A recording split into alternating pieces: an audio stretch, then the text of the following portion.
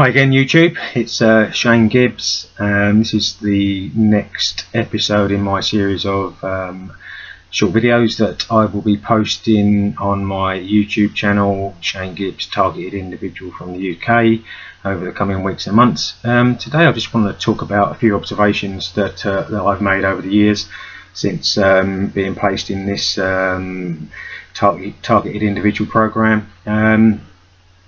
Back in the early days, obviously when this is prior the poisoning, it's when all the home invasions and the gang stalking was going on.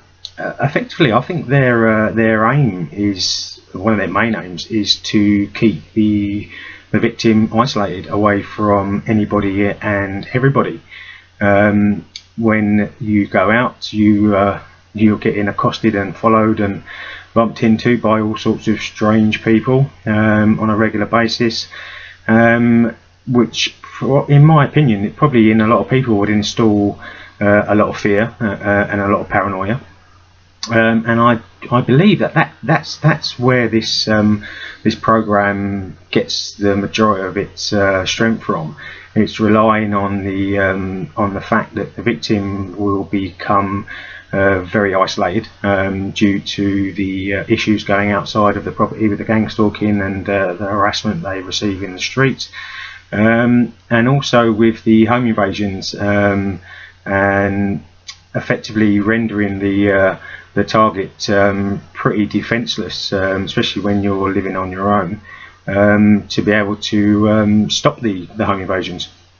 So I think it's something that I've been meaning to say is that this program has been so methodically planned out, and to be honest with you, in all truth, it's a very, very clever program, and obviously works because it's running riot around the globe, to the tune of tens of, possibly hundreds of thousands of victims that are being needlessly persecuted on a daily basis. The isolation would come from one, being in fear of going out and dealing with the stalking scenario, and two, leaving your property knowing that it's going to be invaded by unknown people when you're out. So effectively, I think the program relies on the isolation. One of the things that I found with the gang stalking side of stuff, and all that silly nonsense was going on, was that they seem to be looking to try and goad you into some kind of reaction. A little bit similar to the scenario that I mentioned in my previous video with the smashing of the tiles and my accosting my next door neighbour, the cowardly Martin Dorset. So I think that basically what they're looking for is they're looking for a reaction from you or from the victim, one to either lash out or make yourself seem and look a little bit odd out in the public domain. Because as all targets know, it's a very, very highly secretive program. For how much longer, I really don't know. The program seems to be growing huge since I first realised that I was in some kind of funky takedown program many years ago. And there wasn't an awful lot about on the internet and online about all of this stuff, but a few years down the line, the program seems to be getting bigger and bigger. I really don't understand how they can keep this under wraps for too much longer. So for any TIs out there that are going through a really tough time, I feel for you. I've obviously been where you are, and it's not very pleasant and it's not very nice. One of the things that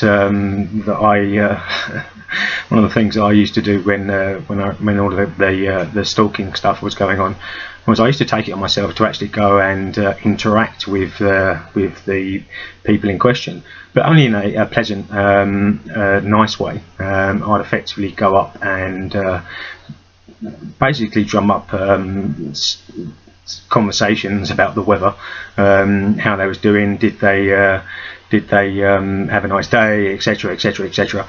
And one of the things I found is that it actually it's the shock on their face when I did this. I was quite amazed actually. I don't think they're trained, especially the lower level stalking cowards that are employed into this program. I purely, it's got to be down to their very, very low IQ and low level of training that they're given when they're brought into the program. They're not trained to a level where they are able to deal with interaction from the target they're supposed to be targeting or surveying, if you like. So yeah, that's something that I did find, and I used to find it quite amusing towards the end of the gang stalking side of things, because I used to look at it as some kind of game. It was quite amusing actually, watching the reactions from these very, very sad imbeciles that seem to have taken it on themselves to try and intimidate you while you was out in public. I actually found it all quite amusing at the end, and used to get some great fun from the interactions that I used to have with some of these people, because, like I say, they're not trained high enough to be able to actually deal with the fact that the person that they're supposed to be surveying is actually quite up for interaction with them. So they're not clever enough. They're not trained. Excuse me. They're not trained enough to a high enough level to be able to deal with that. Getting back to the isolation side of things, I think the isolation, paranoia, and fear that most victims do experience in the early days of their targeting is a definite planned side of the victimization, should I say. Because if you're living alone and you are afraid, especially after you've been poisoned, and you're afraid to go outside, or not afraid to go outside, but just you're not willing to have any more of your property being destroyed, or your dog being attacked, or poisoned, etc., etc., etc. And one of the other things I wanted to quickly run on was, I think the reasons why a lot of victims of the targeted individual program are discredited is purely down to the level of craziness that this program actually has in it.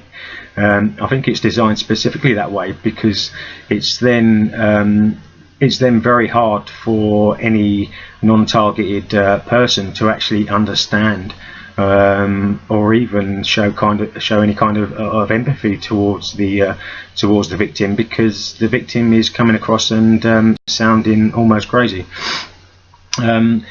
And I believe that's to not only to discredit the victim, but to also help in continuing the isolation, because if you start going and talking about this sort of stuff to anybody that doesn't understand, they're going to think that you're crackers. There's no question about that.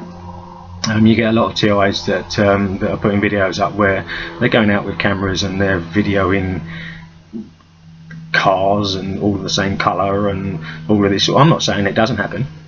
All I'm saying is that they're doing the work of discrediting themselves. What else would the perpetrators have to do to the individual if the individual is actually discrediting themselves by coming out of all of this crazy stories that TIs do. So a little word of advice is, don't go out with your camera and start videoing people in the street and saying that they're perps and they're a perp and that colour car's following me and that car's got one headlight and blah blah blah blah blah. It's all done that way to discredit you and to actually make you look and sound crazy to anyone that you might feel safe enough in speaking to about what's going on with you. So yeah, the program is definitely designed to make you seem as if you're losing your mind or going insane, or crazy, whatever you want to call it. And that's a deliberate part of the planning of this program. I'm almost certain of it. Well, that's my take on it anyway. I might be wrong, but in the early days, it seemed like everyone was pushing me for a reaction, in the cars, in the shops, when I was getting mobbed out in the shops, in the bank, and all that sort of stuff. I was quite lucky for me. I actually realised quite early on, and after the incident with the neighbour and his window that I mistakenly smashed. You've got to be so careful in what you do and how you go about yourself. You need to just take a record and document as much as you possibly can for evidence for possibly later on. But don't go around and start videoing people in the street saying that they're stalking you and that person's stalking you and they're all wearing red and they're all wearing white. They could well be, you know. I'm not saying they're not. I'm not going to go against that. But all I'm saying is that you're actually just doing their job for them. You're discrediting yourself by putting that information out there. So yeah, I wouldn't personally recommend that any victims do that kind of thing. So yeah, it's a very tough cookie to deal with in the early years of the targeting program, and it's very hard for any individuals that live alone, because you're one voice and you're one person against what seems like hordes of people that are taking it on themselves to not only do your head in, but destroy your property and invade your home and put poison in your food and attack your dog and do all this crazy stuff. So effectively, you just need to try and remain grounded as best you possibly can, and document and take evidence and note down things that have happened in a journal. I would recommend. I've got years and years of journals covering right the way back, sort of like 7, 8, 9 years. There's a lot of information that I've actually accumulated myself over the years.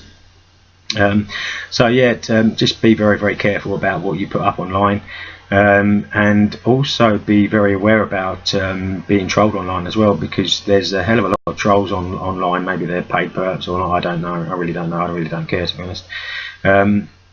But there seems to be, especially now for the past few years, there seems to be quite an element of heavy trolling that goes on in a lot of the Facebook groups on the targeted individual scenario, and I think it's just to maybe it's to unsettle the victim from posting on Facebook. Maybe it's to try and cause aggravation and arguments between victims. I don't really know. I know that there's a hell of a lot of division now that goes on within the whole TI community worldwide. There's a lot of name calling that goes on. There's a lot of they're a perp, he's a perp, she's a perp, blah blah blah blah blah. You've got to get over that. You know, if you don't feel comfortable posting in the groups and you can't deal with trolls, which are just a bunch of morons basically, then I would suggest that you don't do it, because you will only end up getting upset and cause yourself more psychological harm than what these guys are already trying to do to you. So the best thing to do is to try and remain positive all the time. These guys want you living in fear. They want you completely paranoid and isolated. You can be basic cannon fodder for them, effectively allowing them to do whatever they wish, which is quite sick. You know, I'm quite amazed still that there's actually even human beings on this planet that are willing to even participate in this kind of harassment, and I'm assuming that a lot of them do it not only for the financial gains, but also out of fear.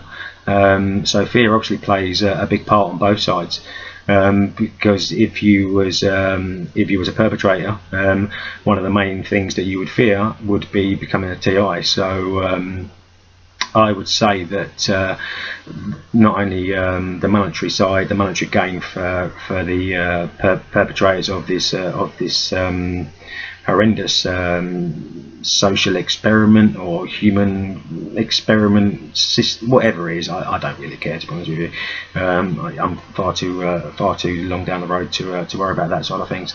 So I'm probably going to do another video today, so I'm just going to cut off now, as I've just gone over my 15 minutes. I'll upload this one first, and then I'll hopefully come back later on and make another short 15-minute video and discuss some other things that I've got on my mind. So I trust you're all well.